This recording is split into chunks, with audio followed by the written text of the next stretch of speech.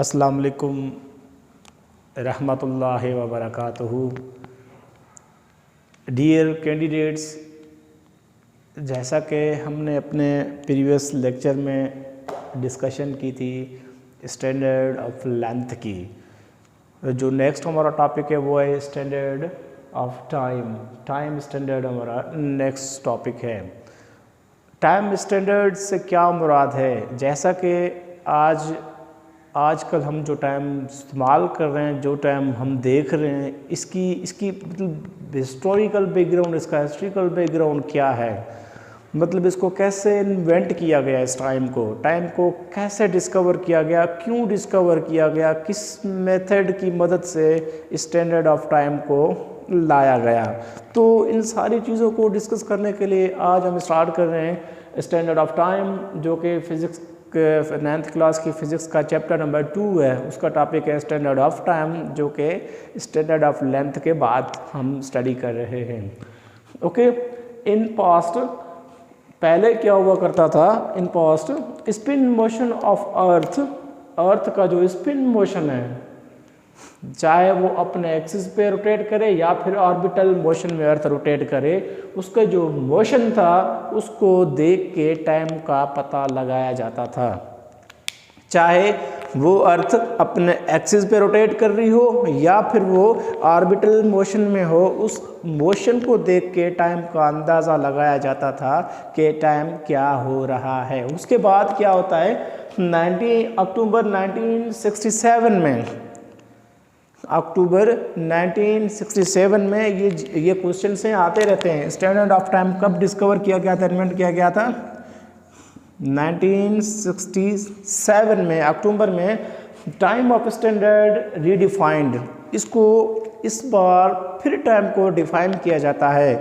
पहले ये कहा जाता था, या पहले जो थ्योरी एग्जिस्ट करती थी, या फिर पहले जो कॉन्स्पिरेसीज थी टाइम को लेके, टाइम को मालूम करने की, वो ये थी कि ऑर्बिटल को मोशन को देख के टाइम का पता लगाया जाता था, चाहे वो अपने एक्सिस पे रोटेट कर रही हो या फिर वो ऑर्बिटल मोशन में हो, अर्थ के मोशन को देख के मालूम किया जाता था। उसके बाद अक्टूबर 1967 में इसको रीडिफाइन किया जाता है, मतलब इसमें कुछ और थ्योरीज या फिर सजेशंस पेश की जाती हैं, जिनमें क्या किया गया था, एटॉमिक क्लॉक को यूज़ किया गया था।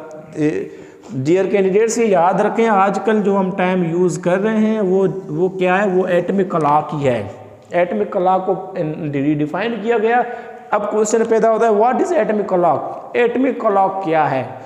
एटॉमिक क्लॉक अपने आप को ही डिफाइन कर रहा है। ये एटम के वाइब्रेशंस को लेके टाइम मेजर किया गया था, जिसको कहा जाता है एटॉमिक क्लॉक। वो एटम कौन सा एटॉमिक क्लॉक? वो जो एटॉमिक क्लॉक था वो था सीजियम 133। अब हुआ ये था, सीजियम का जो एटॉमिक नंबर है वो है 133। सीजियम के जो एटम्स हैं, फॉर सपोज जैसा कि हमने एटम के बारे में पढ़ा, ये फॉर सपोज ये एटम है। अब एटम के अंदर जो पार्टिकल्स हैं या फिर जो सब एटम जो पार्टिकल्स मौजूद हैं, इनकी जो वाइब्रेशन है, इन वाइब्रेशन के बुनियाद पे एटॉमिक क्लॉक को इन्वेंट किया गया था। और एटम उसकी जो बेसिक जो एटम उसमें इस्तेमाल किया गया था वो था सीजियम। सीजियम का जो एटॉमिक नंबर है वो है 33। ये मैं AN से नोट कर रहा हूँ। AN mean atomic number. Okay, according to atomic clock, अब एटॉमिक क्लॉक अपने तरीके से टाइम को डिफाइन कर रहा है। उसके पहले हमने अर्थ का ऑर्बिटल मोशन और उसके एक्सिस वाले मोशन पर जैसे कि पहले थ्योरीज लाइज करती थी। उसके बाद एटॉमिक क्लॉक ने फिर से टाइम को डिफाइन किया। ये वाली बात रिपीट हो रही है। कौन सी? अक्टूबर 1967 में। इसमें according to atomic clock, a second is defined to be exactly equal to the time interval of 91926317770 vibrations of atoms of cesium। ये huge amount है। ये जो दिख रहा है ना, ये बड़ी वैल्यू है। इस वैल्यू के अंदाजे से पता लगाया जा सकता है कि एटम्स के अंदर जो मॉलिक्यूल्स या फिर पार्टिकल्स मौजूद होते हैं, उनकी वाइब्रेशन कितनी होती है। देखें, ये एटम है, फॉर सपोज ये सीजियम है। सीजियम को सी ऐसे डिनोट किया जाता है। सीजियम के अंदर जो एटम्स या पार्टिकल मौजूद हैं, अब इन दो पार्टिकल्स के बीच में जो वाइब्रेशन है, क्या इन दो पार्टिकल्स के बीच में जो वाइब्रेशन है, अब ये पार्टिकल क्या करेंगे 9192631770 बार ये कोलाइड होंगे, मतलब इतने अमाउंट में ये कोलाइड होंगे, तो वो जाके बनाएंगे किसको, सिर्फ और सिर्फ 1 सेकंड को, किसको बनाएंगे, सिर्फ और सिर्फ 1 सेकंड को। तो ये डेफिनेशन थी एटॉमिक क्लॉक की। और उसके साथ साथ एटॉमिक क्लॉक के बाद hydrogen clock, hydrogen master clock का भी जिक्र होता है कि what actually is hydrogen master clock. Hydrogen master clock को अगर देखा जाए, अच्छा इसमें एक और पॉइंट भी मैं नोट करता जाऊं कि एटॉमिक क्लॉक को क्यों यूज़ किया गया या फिर सीजियम को ही क्यों इस्तेमाल किया गया था। इसमें इसकी प्रिसिशन के लिए, इसको प्रिसाइज करने के लिए क्या किया गया था, एक एक्सपेरिमेंट किया गया या फिर एक थ्योरेटिकल एक्सप्लेनेशन बयान की गई। उसमें ये कहा गया आप कोई भी 2 सीजियम के एटम लाएं, ये 2 सीजियम के एटम हैं, ये 2 सीजियम के एटम्स हैं, ओके। इन सीजियम्स के एटम को साइमल्टेनियसली, वर्ड साइमल्टेनियसली का मतलब ये होता है कि कोई भी इवेंट जिन पे या कोई भी ऐसा टाइम जिसके बुनियाद पे या जिस पे जितने भी इवेंट कर दिए जाएं उसको साइमल्टेनियसली कहा जाता है।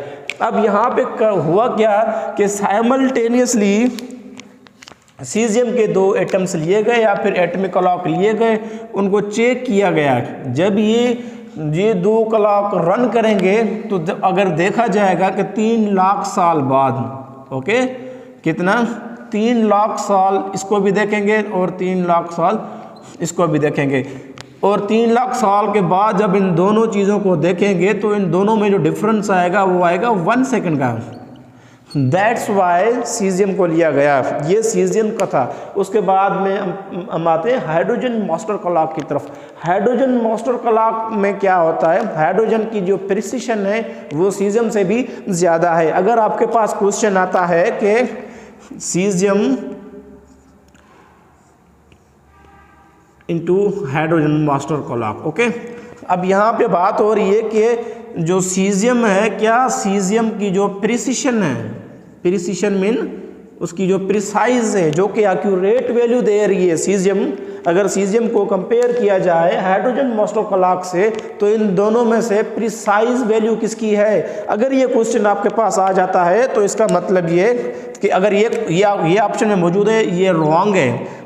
अगर इस तरीके से क्वेश्चन आ जाए कि hydrogen master clock is hydrogen master clocks time precision is greater than that of caesium, ये आपका करेक्ट आंसर होगा या फिर ये आपका करेक्ट ऑप्शन है। तो ये चीज़ आपने ज़हन में रख देनी है कि there are 2 clock the entire world is using, okay. इस पूरी दुनिया में सिर्फ 2 ही क्लॉक यूज़ किए जाते हैं, इसमें एक लिया जाता है सीजियम को, दूसरा हाइड्रोजन मास्टर क्लॉक को। सीजियम की जो प्रिसिशन थी वो भी हमने देख ली, हाइड्रोजन मास्टर क्लॉक की प्रिसिशन हम अब कंपेयर कर रहे हैं। अब हाइड्रोजन के अब 2 कोई भी एटम उठा लें, ओके, ये 2 है, हाइड्रोजन के अब कोई भी 2 एटम्स उठा लें, हाइड्रोजन मास्टर क्लॉक 2 आपके पास क्लॉक है, ओके। एक ये हाइड्रोजन मास्टर क्लॉक है, एक दूसरा हाइड्रोजन मास्टर क्लॉक है। अब क्या करेंगे आप, तकरीबन 3 लाख साल के बाद, ओके, 3 लाख साल के बाद जब आप इन दोनों के टाइम को देखेंगे तो उसमें किसका डिफरेंस होगा, सिर्फ और सिर्फ 1 सेकंड का होगा, जो कि सीजियम में कितना था, 2 लाख साल का था। इसका मतलब ये हुआ कि जो प्रिसिशन है, मतलब जो प्रिसाइज वैल्यू मिल रही है हमें, जो एग्जैक्ट वैल्यू मिल रही है हमें, वो मिलती है किससे, हाइड्रोजन मास्टर क्लॉक से। ये है स्टैंडर्ड ऑफ टाइम, और टाइम का जो यूनिट है फिजिक्स के अंदर, फिजिक्स में टाइम को मेजर किया जाता है सेकंड में, और इसको SEC से लिखा जाता है।